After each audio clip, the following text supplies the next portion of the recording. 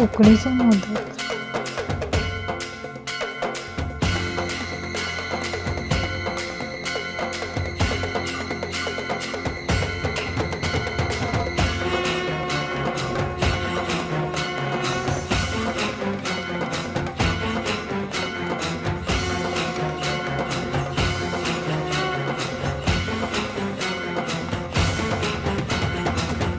टांगण वंदिन चरण डोळ्यान पाहिन रूप तुझे प्रेमे अलंगिन आनंद पूजन भावे वाळीन म्हणे नामा त्वमेव माता पिता त्वमेव